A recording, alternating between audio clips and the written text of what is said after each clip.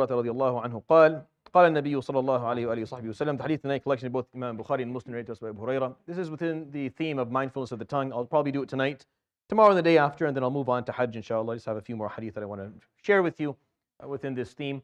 And this is what he said عليه الصلاة والسلام. قال أصدق كلمة قالها الشاعر كلمة لبيد ألا كل شيء ما خلا الله باطل ولقد كاد أمية ابن أبي الصلت أن يسلم. So he said عليه الصلاة والسلام. He said the most truthful and honest word that a poet has ever said is what Lebid ibn Rabi'a said. And Lebid ibn Rabi'a is a known poet. He's one of the Ashab al-Mu'allaqat, meaning the Arabs, they treasured their poetry so much that some pieces of poetry were actually written with the water of gold and hung inside the Kaaba as evidence of their worth. And Lebid was one of those few or 7 people who had a piece of poetry actually hanging in the Kaaba. And he accepted Islam late, but he did eventually accept Islam. And the Prophet ﷺ, the reason I'm bringing this up is showing you a little bit that the Prophet ﷺ was knowledgeable of poetry. He is someone who enjoyed it. He tasted poetry. He saw the value of it. And the reason that I'm talking about that is that this is not just an aspect of art, but that it's also the importance of a proper articulation. When we say mindfulness of the tongue, the first maybe 10 hadith that I rated for you were scary about the fact that this can take you into places you don't want to go. But also the tongue can take you in good directions. It can do great things for you. If you say, sometimes you can say things that are extremely meaningful, and it can leave a lasting impact for thousands of years, if not longer.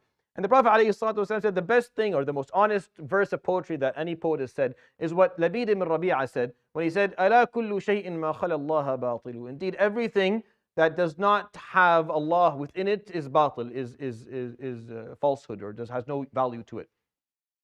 And then, again, this is poetry. I mean, anything that is not from Allah, for Allah, based on the guidance of Allah subhanahu wa ta'ala, a teaching for Allah, anything that's not somehow going to get you closer to Allah is batil, it's just false.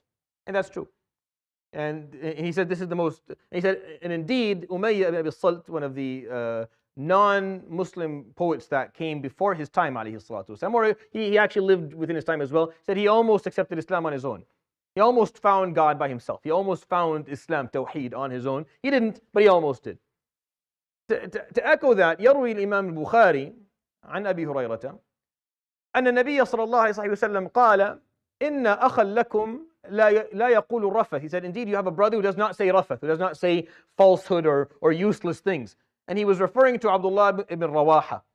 And they said, Ya Rasulullah, what do you mean? قال يقول. And then he said, then he recited to them these 3. قال وفينا رسول الله يتلو كتابه إذا ما انشق معروف من الفجر ساطع أرانا الهدى بعد العمى فقلوبنا به موقنات أن ما قال واقع يبيت يجافي جنبه عن فراشه إذا استثقلت بالكافرين المضاجع. And this is a piece of poetry that Abdullah ibn Rواحة said. And what he said was, and amongst us is the messenger of Allah who recites his book every time the beautiful light of the Fajr comes up. He's referring to the Salat al-Fajr. Yeah? He showed us guidance after eras of blindness. And because of that, our hearts are of certainty of all that he tells us will occur. He finds it difficult to sleep at night on his bed because he wants to get up to pray as the disbelievers find themselves heavy upon their beds. This is the wording of his poetry. So the Prophet ﷺ, not only did he applaud and he commend what Abdullah ibn Rواحة said, he actually said this person doesn't say rafth, doesn't say just anything, doesn't say poetry that's meaningful, he says things that have value to them. And he actually memorized sallallahu alaihi wasallam the words of the poetry.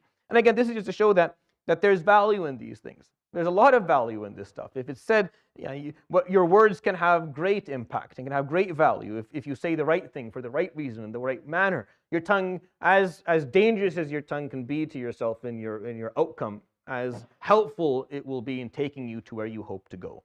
And that artistic piece is something he appreciated and saw a lot of value in عليه الصلاة والسلام. I won't take much today, we're almost 11 o'clock, I'll leave it at that. يروي الإمامان البخاري ومسلم كل في صحيحه عن أبي هريرة رضي الله عنه قال قال النبي صلى الله عليه وآله وسلم أصدق كلمة قالها الشاعر كلمة لبيد ألا كل شيء ما خلا الله باطل ولقد كاد أمية ابن أبي الصلت أن يسلم. صدق رسول الله صلى الله عليه وآله وسلم. سبحانك اللهم وبحمدك أشهد أن لا إله إلا أنت أستغفرك وأتوب إليك وصلى الله وسلم وبارك على نبينا محمد وعلى آله وصحبه أجمعين.